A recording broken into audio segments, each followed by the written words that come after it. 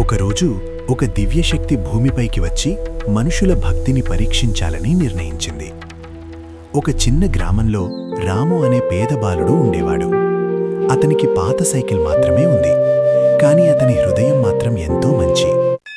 ప్రతిరోజు రాము తన పాత సైకిల్ మీద ఆలయానికి వెళ్లి ఓం నమః శివాయ అని భక్తితో ప్రార్థించేవాడు. ఒకరోజు అతని ఇంట్లో తినడానికి కూడా ఏమీ లేకపోయినా అతను తన భక్తిని మాత్రం ఆపలేదు.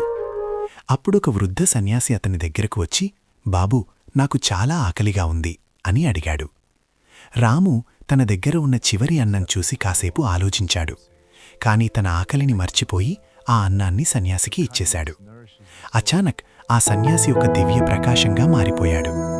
ఆ కాంతి చూస్తూ రాము ఆశ్చర్యపోయాడు. ఆ దివ్యశక్తి రాముని ఆశీర్వదిస్తూ, నువ్వే నిజమైన భక్తుడు అని చెప్పింది. నిజమైన భక్తి సంపదలో కాదు, మన హృదయంలో ఉంటుంది.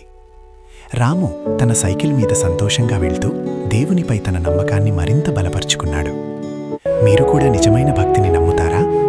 ఇంకా ఇలాంటి కథల కోసం సబ్స్క్రైబ్ చేయండి.